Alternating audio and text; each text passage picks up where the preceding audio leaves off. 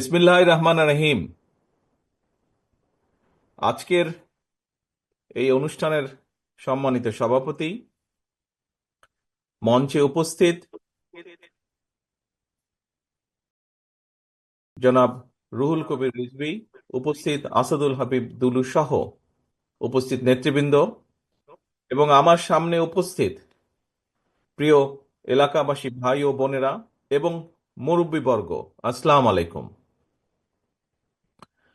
আজকে বহু বছর পরে আপনাদের সামনে দুটো কথা বলার সুযোগ হয়েছে আমার, আলহামদুলিল্লাহ। আজকে আমরা এখানে একত্রিত কেন হয়েছি এই বিষয়টি আপনারা সকলেই জানেন। আজকে আমরা এখানে সকলে একত্রিত হয়েছি আমাদের ভাই গোলাম রাব্বানী, তার সাথে কি হয়েছে, কিভাবে এই মানুষটিকে হত্যা করা হয়েছে, কিভাবে তার পরিবার নির্যাতিত হয়েছে, এই সকল কিছুই আপনারা জানেন, কারণ আপনারা এই এলাকারই মানুষ। প্রিয় ভাই বোনেরা, এই যে গোলাম রাব্বানীকে হত্যা করা হয়েছে, গোলাম রাব্বানী শুধু একজন নয়। গত 16 বছরে যেই স্বৈরাচার বাংলাদেশ থেকে পালিয়ে গিয়েছে গত অগস্ট মাসের 5 তারিখে, সেই স্বৈরাচার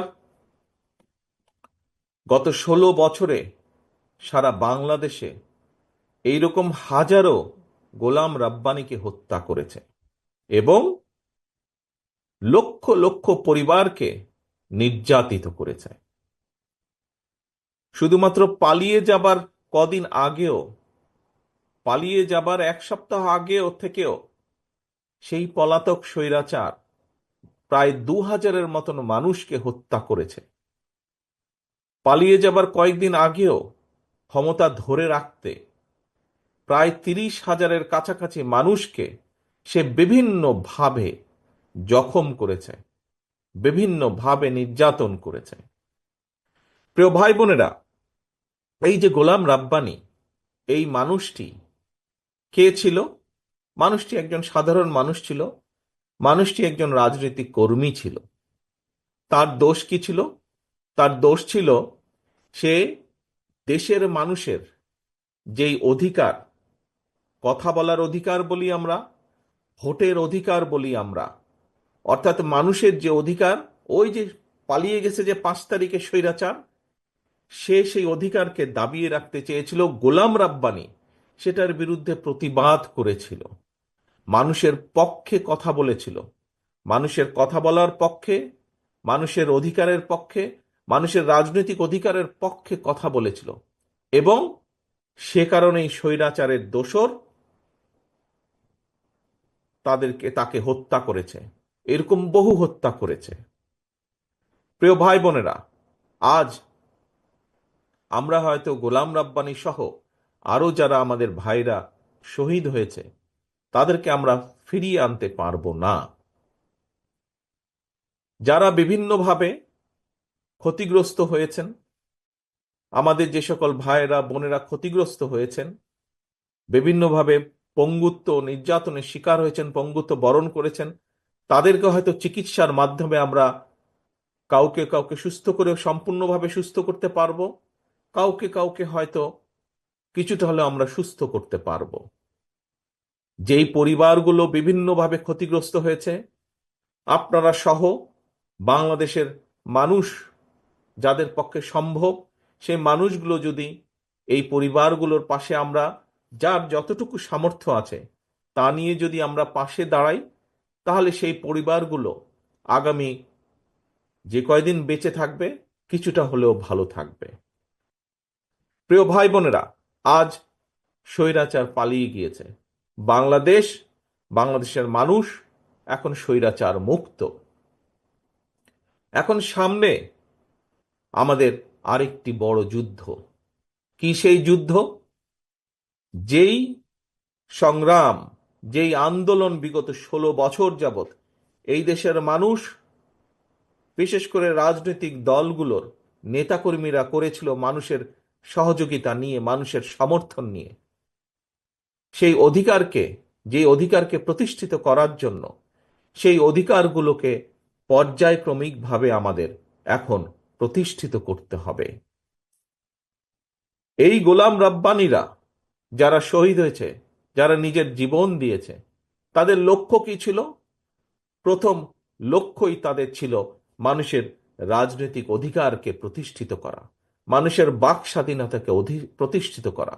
কারণ খুব সহজ কথায় যদি আমরা বলি, এই যে মানুষগুলো আপনারা এখানে যারা বসে আছেন অথবা দাঁড়িয়েছেন, যারা এই আজকের এই সমাবেশে উপস্থিত হয়েছেন, বিভিন্ন কথা শুনেছেন, প্রত্যেকটি মানুষের বিভিন্ন বিষয় আছে। কেউ এখানে কৃষক আছেন, কেউ এখানে ছাত্র আছেন, কেউ এখানে বিভিন্ন পেশার শ্রমিক আছেন। প্রত্যেকটি মানুষেরই বিভিন্ন বিষয় আছেন। এখন এই মানুষগুলোর বিভিন্ন রকম বিষয়ের মধ্যে বিভিন্ন রকম সমস্যা আছে। এই সমস্যাগুলো, বেকার আছেন, বহু শিক্ষিত বেকার হয়তো এখানে বসে আছেন, আপনাদের কর্মসংস্থান দরকার। বহু কৃষক আছেন, কৃষির বিভিন্ন সমস্যা আছে, পানির সমস্যা, বিদ্যুতের সমস্যা, বিভিন্ন রকম সমস্যা আছে। সেই সমস্যাগুলোর সমাধান প্রয়োজন। প্রাইমারি স্কুলের শিক্ষক বা হাই স্কুলের শিক্ষক আছেন, শিক্ষকদের বিভিন্ন সমস্যা আছে, হয়তো বেতন সমস্যা আছে, স্কুলের চাল ভাঙা সমস্যা আছে, সেগুলো ঠিক করা প্রয়োজন। ছাত্র ছাত্রীরা আছেন, তাদের বিভিন্ন শিক্ষার উপকরণ সহ বিভিন্ন বিষয় আছে যেগুলো সমস্যার সমাধান করা প্রয়োজন। সামগ্রিকভাবে এলাকার মানুষের বিভিন্ন রকম অসুবিধা সুবিধা থাকতে পারে। এই সুবিধা অসুবিধাগুলোকে দূর করতে হবে আমাদের, এবং এই সমস্যার যদি সমাধান করতে হয়, কৃষকের সমস্যার সমাধান যদি করতে হয়, অথবা সমস্যা অন্তত কমিয়ে আনার উদ্যোগ যদি গ্রহণ করতে হয়, শিক্ষার যদি সমস্যা কমিয়ে আনার উদ্যোগ গ্রহণ করতে হয়, এই যে এতগুলা মানুষ আপনার এখানে আজকে উপস্থিত হয়েছেন, প্রত্যেকটা মানুষেরই স্বাস্থ্য সংক্রান্ত বিষয় একটি আছে, গুরুত্বপূর্ণ বিষয় জীবনের। এই মানুষগুলোর যদি স্বাস্থ্য সেবা কম বেশি নিশ্চিত করতে হয়, যাতে করে একটা মানুষ, সে নারী হোক পুরুষ হোক যে কোনো বয়সেরই হোক মানুষ, সে যদি অসুস্থ হয়, সেই মানুষটা যাতে ঠিক মতন ডাক্তারের পরামর্শ পায় বা চিকিৎসা পায়, ঠিক মতন যাতে ওষুধ নিতে পারে, এরকম অনেক কিছু বিবেচনা যদি করতে হয়, তাহলে এই সমস্যাগুলো সারা দেশেই কম বেশি মানুষের আছে। দেশের বহু সমস্যা আছে, এই সমস্যাগুলোর পর্যায়ক্রমিকভাবে আমাদের সমাধান করতে হবে। এখন এই সমাধানগুলো করতে হলে নিশ্চয়ই কাউকে তো থাকতে হবে যারা আপনাদের এই সমস্যার সমাধানগুলোর কথা তুলে ধরতে পারে। গোলাম রাব্বানীরা চেয়েছিল দেশে এমন একটি সিস্টেম দেশে থাকুক, এমন একটি ব্যবস্থা দেশে ধীরে ধীরে গড়ে উঠুক, যাতে করে আপনাদের সমস্যাগুলো, এলাকার মানুষের সমস্যা, সমগ্র দেশে গ্রামে গঞ্জে শহরে ছিটিয়ে থাকা হাজারো কোটি লক্ষ কোটি মানুষের যে সমস্যা, সেই সমস্যাগুলো নিয়ে যাতে কিছু মানুষ কথা বলতে পারে, এবং সরকার যাতে বাধ্য থাকে দেশের সমস্যাগুলো সমাধান করার। মানুষ মানুষের কথা বলবে, সেই কথাগুলো যাতে ঠিকভাবে বলতে পারে, এবং সেই কথাগুলো যাতে যেখানে পৌঁছানো উচিত সেই পর্যন্ত পৌঁছাতে পারে। এই ব্যবস্থাটাই গোলাম রব্বানী সহ আরো হাজারো মানুষ যাদেরকে হত্যা করা হয়েছে, গোলাম রব্বানী সহ, গোলাম রব্বানীর পরিবার সহ আরো লক্ষ লক্ষ পরিবার যারা নির্যাতিত হয়েছে, সেই পরিবারগুলোর সদস্যগুলো, সেই পরিবারগুলো এই ব্যবস্থাটাই নিশ্চিত করতে চেয়েছিল, যাতে আমরা একটা দেশ গড়ে তুলতে পারি, যেই দেশে হয়তো মানুষের অভাব অভিযোগ কিছু দুঃখ কষ্ট থাকবে, কিন্তু সামগ্রিকভাবে সেই দেশের শিক্ষার্থীরা যাতে সঠিকভাবে শিক্ষা পায়। সামগ্রিকভাবে একটি দেশ গড়ে তোলা, যেই দেশের কৃষকরা, হয়তো সব সমস্যার সমাধান করা যাবে না, তারপরেও কৃষকরা যাতে সময় মতন বীজ সার পায়, একটি স্বাভাবিক মূল্যের মধ্যে যাতে বীজ সার পায়, যাতে কৃষকরা তাদের পণ্য দ্রব্য একটি স্বাভাবিক মূল্যে বিক্রয় করতে পারে, মানুষ যাতে তার স্বাস্থ্য সেবা স্বাভাবিকভাবে কম বেশি স্বাস্থ্য সেবা পেতে পারে, মানুষ রাস্তাঘাটে চলাচল করার সময় যাতে একটি স্বাভাবিক নিরাপত্তা থাকে সমগ্র দেশে, প্রতিটি গ্রামে, অঞ্চলে, জায়গায়। এইরকম একটি বাংলাদেশ আমরা গড়ে তুলতে চাই প্রিয় ভাই বোনেরা। গোলাম রাব্বানিরা তাই চেয়েছিল, সেই কথাগুলোই বলতে চেয়েছিল, কিন্তু সেদিনকার সেই স্বৈরাচার গোলাম রাব্বানিদের কথা বলতে দেয়নি, গোলাম রাব্বানিদের কথা শুনতে চায়নি। এ কারণেই তারা হাজার হাজার গোলাম রাব্বানিকে হত্যা করেছে। এ কারণেই তারা লক্ষ লক্ষ পরিবারকে নির্যাতিত করেছে। প্রিয় ভাই বোনেরা, আজ সময় এসেছে, পরিবর্তিত হয়েছে অবস্থা। স্বৈরাচার এই দেশ থেকে বিদায় হয়ে গিয়েছে, পালিয়ে গিয়েছে। যদিও যদিও স্বৈরাচারের প্রেতাত্মারা, অনেক সহযোগীরা এখনো এই দেশের আনাচে কানাচে লুকিয়ে আছে, তারা বিভিন্ন ষড়যন্ত্রের চেষ্টা করছে। কিন্তু আমরা যদি, যারা আমরা আজ এখানে একত্রিত হয়েছি, আপনাদের মতন এরকম কোটি কোটি মানুষ যারা দেখতে চায় বাংলাদেশকে একটি স্বাভাবিক অবস্থার মধ্যে, যেখানে যেখানে একজন বেকার যুবক, শিক্ষিত হোক, অল্প শিক্ষিত হোক, অর্ধশিক্ষিত হোক, একজন বেকার যুবককে তার কর্মসংস্থানের জন্য বেশি বেগ পেতে হবে না, যেখানে শিক্ষার্থীকে তার শিক্ষার জন্য টেনশনে থাকতে হবে না, যেখানে রাতের বেলায় হোক, দিনের বেলায় হোক, মানুষ পথ দিয়ে হেঁটে যাবার সময় কম বেশি নিশ্চিন্তে নিরাপদে হেঁটে যেতে পারে। একটি স্বাভাবিক একজন মানুষ, সাধারণ মানুষ নিজের দেশ সম্পর্কে যা চিন্তা করে, যা কল্পনা করে, সেরকম একটি দেশ আমাদেরকে গড়ে তুলতে হবে। সেরকম একটি দেশ, আপনারা যদি সকলে একত্রিত থাকেন, আমরা যদি সকলে ঐক্যবদ্ধ থাকি। হ্যাঁ, দেশে বহু মানুষ আছে, বিভিন্ন জনের, বুদ্ধিজীবী সহ বিভিন্ন জ্ঞানী ব্যক্তিবর্গ আছেন, বিভিন্ন শ্রেণী পেশার মানুষ আছেন, বিভিন্ন জন মানুষের বিভিন্ন মতামত আছে। আমরা সেই মতামতগুলো আলোচনা করব, সকলে সকলের মতামত উপস্থাপন করবেন, কিন্তু দিন শেষে যেই মতামতের পক্ষে সবচাইতে বেশি সমর্থন থাকবে, সেই মতামতের ভিত্তিতেই আমরা দেশকে গড়ে তুলব, দেশকে সামনের দিকে এগিয়ে নিয়ে যাব। আমাদের বিভিন্ন দলের মধ্যে হোক, বিভিন্ন মানুষের মধ্যেই হোক, মত পার্থক্য থাকতে পারে, কিন্তু আমাদেরকে খেয়াল রাখতে হবে যাতে সেই মত পার্থক্য এমন কোনো পর্যায়ে না পৌঁছায় যেখানে দেশ ক্ষতিগ্রস্ত হবে, দেশের মানুষ ক্ষতিগ্রস্ত হবে, যেখানে দেশের সামনে এগিয়ে যাওয়া বাধাগ্রস্ত হবে, যেখানে দেশের মানুষের স্বাভাবিক যে চাওয়া, সেই চাওয়াগুলো বাধাগ্রস্ত হবে। এমন কোনো পরিস্থিতির উদ্ভব যাতে না হয়, এই ব্যাপারে আমাদেরকে সতর্ক থাকতে হবে, আমাদেরকে সচেতন থাকতে হবে। প্রিয় ভাই বোনেরা, আজ এখানে আমরা উপস্থিত হয়েছি গোলাম রাব্বানির পরিবারকে একটি বাসস্থান তৈরি করে দেওয়ার জন্য। গোলাম রাব্বানির পরিবারের পাশে দাঁড়িয়েছি। আমি আগেই বলেছি, আপনারা নিজেরাও জানেন, এই মুহূর্তে সারা বাংলাদেশে হাজারো গোলাম রাব্বানির পরিবারের মতন পরিবার আছে। আসুন, আমরা কি চাই আগামী দিনগুলোতে এইরকম আর কোনো গোলাম রাব্বানির জীবনে যা ঘটেছে এরকম কোনো ঘটনা ঘটুক? আমরা চাই না, আমি চাই না গোলাম রাব্বানির মতন কোনো, সে যেই দলেরই হোক না কেন, কোনো মানুষের ভাগ্য যাতে এইরকম না হয়, কোনো মানুষের ভাগ্য যেন গোলাম রাব্বানির মতন না হয়। আগামী দিনগুলোতে, বাংলাদেশের আগামী দিনগুলোতে আমরা আর গোলাম রাব্বানি এইরকম ভাগ্যবরণ করা মানুষ আমরা আর দেখতে চাই না।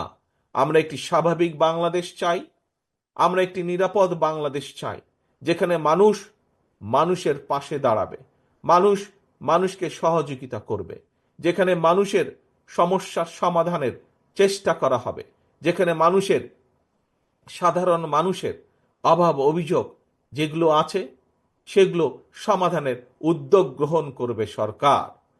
এইরকম একটি সরকার আমরা আগামী দিনের বাংলাদেশে গড়ে তুলতে চাই। প্রিয় ভাই বোনেরা, যদি আমাদের এরকম একটি সরকারকে গড়ে তুলতে হয়, যেই সরকার মানুষের বিপদে পাশে দাঁড়াবে, যেই সরকার দেশকে সামনে নিয়ে যাওয়ার জন্য কাজ করবে, তাহলে প্রিয় ভাই বোনেরা, বাংলাদেশের দলমত নির্বিশেষে প্রতিটি সাধারণ মানুষকে এগিয়ে আসতে হবে।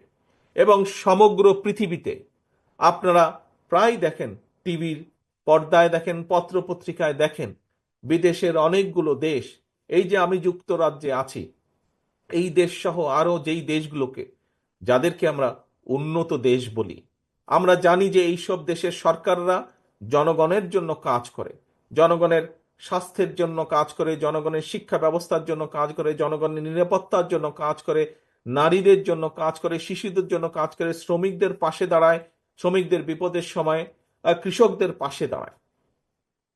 এইসব দেশের সরকার একটি প্রক্রিয়ার মাধ্যমে তৈরি হয়। কি সেই প্রক্রিয়া?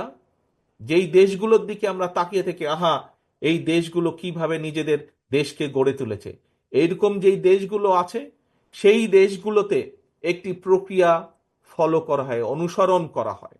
সেই প্রক্রিয়াকে বলে নির্বাচন প্রক্রিয়া, গণতান্ত্রিক উপায় নির্বাচন প্রক্রিয়া।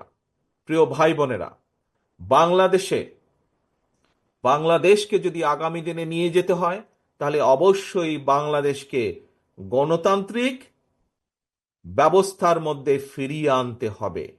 সেটি ইউনিয়ন পরিষদের নির্বাচন হোক, সেটি পৌরসভার নির্বাচন হোক, সেটি উপজেলা পর্যায়ের নির্বাচন হোক, সেটি সংসদ পর্যায়ের নির্বাচন হোক, সেটি মসজিদ কমিটির নির্বাচন হোক, সেটি কোনো প্রতিষ্ঠানের নির্বাচন হোক, কিন্তু নির্বাচন প্রক্রিয়ার ভেতরে বাংলাদেশকে ফিরিয়ে আনতে হবে।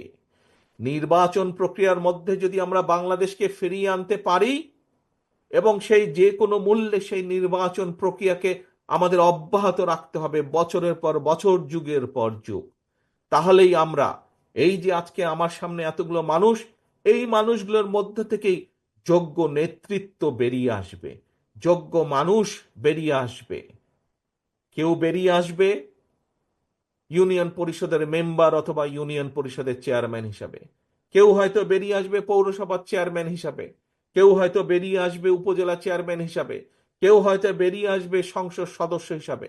কিন্তু প্রকৃত মানুষের ভোটে যারা বেরিয়ে আসবে নির্বাচনের মাধ্যমে, সেই মানুষগুলো কাজ করবে মানুষের জন্য, সেই মানুষগুলো কথা বলবে তার এলাকার মানুষের জন্য, সেই মানুষগুলো কাজ করবে সামগ্রিকভাবে দেশের মানুষের জন্য, সামগ্রিকভাবে দেশের জন্য। প্রিয় ভাই বোনেরা, আসেন, আমরা আন্দোলন করেছি, সংগ্রাম করেছি, বহু মানুষ আত্মহতি দিয়েছে, এখন হচ্ছে, সামনের দিন হচ্ছে দেশ গড়ার পালা। যেই স্বৈরাচারের বিরুদ্ধে আমরা আন্দোলন করেছিলাম, এই দেশের সকল শ্রেণী পেশার মানুষ ঐক্যবদ্ধ হয়ে যেই স্বৈরাচারের বিরুদ্ধে আন্দোলন করেছে, সেই স্বৈরাচার পালিয়ে গিয়েছে, সেই স্বৈরাচার দেশ ছেড়ে পালিয়ে গিয়েছে। এখন সামনে হচ্ছে দেশ গড়ার সময়, এবং এই দেশকে যদি গড়তে হয়, দল মত নির্বিশেষে আমাদের সকলকে ঐক্যবদ্ধ হতে হবে। আমরা যদি ঐক্যবদ্ধ থাকতে পারি, আমরা যদি দৃঢ়ভাবে প্রতিজ্ঞ থাকতে পারি, তাহলেই এই দেশকে আমরা সামনের দিকে নিয়ে যেতে পারবো। বহু কাজ বাকি সামনে, প্রিয় ভাই বোনেরা, সামনে বহু কাজ বাকি।